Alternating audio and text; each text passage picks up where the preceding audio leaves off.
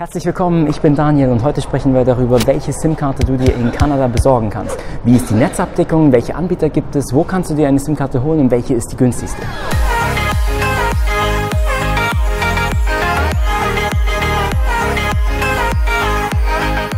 Kanada ist ja das zweitgrößte Land der Welt und es gibt dort 4 große Netze. Das sind Rogers, Telus, Bell und Freedom Mobile. Darunter gibt es noch viele kleinere Anbieter, die aber die Netze der Großen verwenden und operieren. Das heißt, wenn wir herausfinden wollen, wie die Abdeckung in Kanada ist, können wir auf eine der 4 großen Seiten gehen und dort uns die Abdeckung auf einer Karte anzeigen lassen.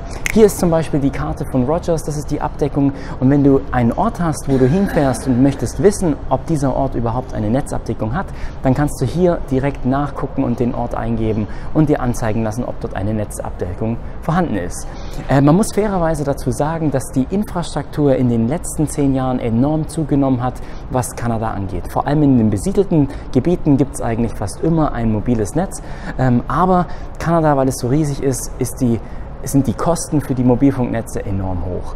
Bevor du in Kanada dir eine SIM-Karte holst, solltest du überprüfen, ob dein Gerät überhaupt Kanada und USA tauglich ist. Was ich damit meine ist, in Kanada und in den USA, die operieren mit einem anderen Frequenzspektrum als wir in Deutschland. Du hast vielleicht schon mal davon gehört, es gibt ja sogenannte Dualband, Triband und Quadband-Handy. Was das im Prinzip eigentlich nur heißt, ist, das Dualband ist 2-frequenzfähig, Triband ist Triband, also 3-frequenzfähig und Quadband ist, na, du wirst es erraten, 4-bandfähig. USA und Kanada operieren normalerweise auf 850 MHz und 1900 MHz. Das sind 2 völlig andere Frequenzbänder, die wir bei uns in Deutschland verwenden. Wir verwenden nämlich die 900 und die 1800 MHz. Wenn du Minimum in Kanada telefonieren möchtest, sollte dein Handy also tribandfähig sein, denn bei Triband werden die 1900 MHz Frequenzen noch mit abgedeckt. Und wenn die abgedeckt sind, bedeutet es, dass du dein Handy auch wirklich da verwenden kannst. Ich möchte aber gleich noch ein bisschen Entwarnung geben, denn seit der Smartphone-Generation ist es nämlich so, dass die ganzen Smartphones normalerweise auch schon quadbandfähig sind.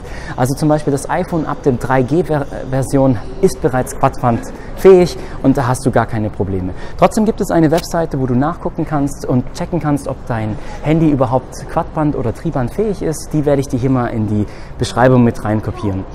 Als nächstes solltest du überprüfen, ob dein Handy einen SIM-Lock hat.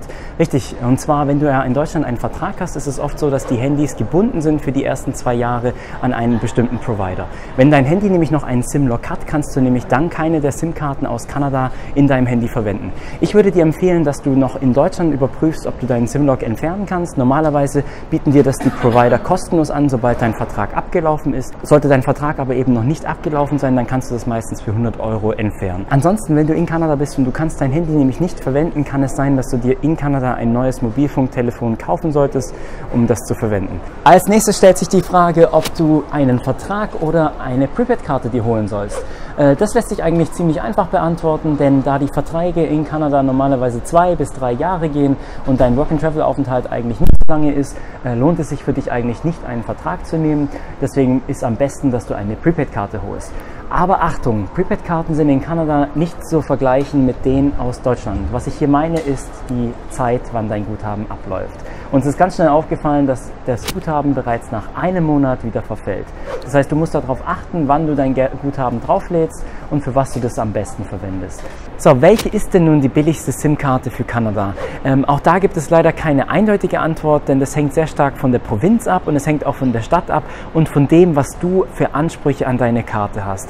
Als allerbilligste Variante ist unserer Meinung nach einfach eine Prepaid-Karte dir zu holen, die eben 1 Monat lang ein Guthaben drauf hat und wo du quasi auf Datenvolumen verzichtest und dir nur eine Telefonnummer holst. Der Vorteil von dem Ganzen ist, dass du so am günstigsten eben zum Beispiel zur Jobfindung ein Handy hast und das verwenden kannst. Sobald du nämlich zum Beispiel Internet, Datenvolumen oder eine größere Flächenabdeckung mit dabei haben willst, dann musst du auch tiefer in die Tasche greifen. Christina zum Beispiel hat sich damals die Prepaid-Karte von Fido geholt für $15.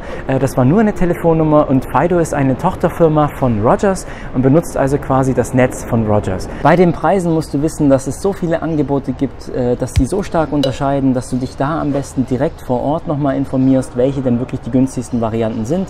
und welche für dich am besten passen, was du denn alles haben möchtest. Ein Thema habe ich gerade komplett übersprungen, das ist natürlich das Internet und das Datenvolumen vor Ort. Vielen ist es in der heutigen Zeit vielleicht sogar wichtiger, einfach nur Datenvolumen zu haben, anstatt überhaupt eine Telefonnummer.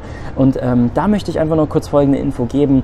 Kanada ist vor allem im Datenvolumen mit am teuersten. Während wir bei uns in Deutschland ja schon für 20 € im Monat eine Flatrate bekommen können, staffelt sich das in Kanada noch ganz extrem. Also zum Beispiel nur um 100 MB zu bekommen, was ja nicht mal ausreicht, um wirklich YouTube-Videos oder irgendwas anzugucken, geschweige denn YouTube-Videos hochzuladen, dafür zahlst du bereits $10 im Monat.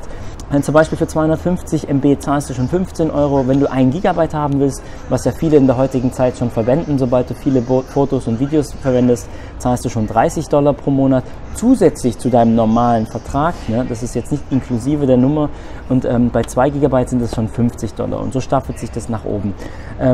Ich habe da folgende Idee für dich, und zwar Amerika und Kanada ist das Land des Free Wi-Fis. In keinem anderen Land wie in Kanada und in den USA habe ich bereits so viele Free Wi-Fi-Spots gesehen. Du hast eigentlich Free Wi-Fi überall verfügbar. Also Cafés, Restaurants, sogar in Tankstellen, in den Banken, in den Supermärkten oder auch in den großen Malls hast du immer schnelle Internetverbindungen. Du kannst also wirklich irgendwo was finden. Natürlich auch in Airbnb, in den Hostels oder in den Campgrounds. Mittlerweile gibt es sogar in vielen Städten das sogenannte City Wi-Fi, wo man sich ebenfalls kostenlos mit einloggen kann und das nutzen kann. Selbst wenn das alles mal nicht in der Nähe ist, hast du eigentlich immer einen McDonald's oder einen Starbucks in der Nähe, und die bieten auch immer kostenloses Wi-Fi mit an. If you're bummed about camping without being able to post about it on Facebook, this will make you happy. Parks Canada, the agency that manages Canada's national parks, is soon going to be offering Wi-Fi in some of its most stunning natural environments. Also wo kannst du dir jetzt eigentlich eine SIM-Karte besorgen? Du kannst die SIM-Karten direkt bei den Providern kaufen, also bei den ganzen großen Netzbetreibern. Am besten eignen sich die sogenannten Einkaufszentren, das sind die Malls, denn in den Malls findest du nämlich ganz viele von den Provider-Shops, und auch mitten in den Mall-Gängen sind normalerweise kleine Technik- oder kleine Shops von den Providern mit angesiedelt. Neben den großen Anbietern kannst du SIM-Karten aber auch in den Elektrofachgeschäften, also zum Beispiel Best Buy, Vision Electronics und The Source kaufen. Außerdem hat auch 7-Eleven, der 24-Stunden-Shop, den es in Kanada gibt, SIM-Karten, die du kaufen kannst, und natürlich auch der Gigante Walmart, der Supermarktketten, die haben ebenfalls eine Prepaid Karte, die du dir holen kannst oder zumindest mal vergleichen kannst und anschauen kannst, ob die für dich taugt.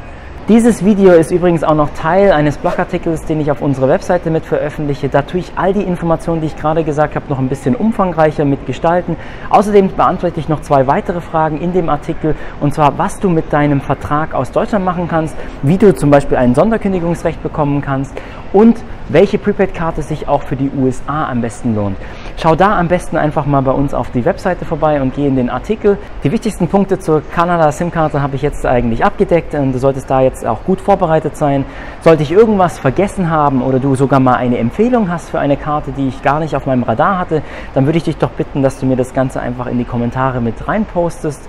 Welche Anbieter habt ihr euch letztendlich dann entschieden? Schick mir doch ein Update, dann kann ich da mal so eine kleine Liste machen, was dann bei Work and Travel am beliebtesten ist. Dann werde ich nämlich dieses Thema irgendwann mal updaten zu einem Thema, um zu schauen, was hat sich langfristig auch wirklich bewährt. Zur Aktivierung gibt es noch Folgendes zu sagen, was ich jetzt am Ende noch hinzufügen möchte. Oft ist es so, dass du dann online ein Portal hast, wo du deine SIM-Karte entweder aktivieren kannst oder auch dein Guthaben mit aufladen kannst.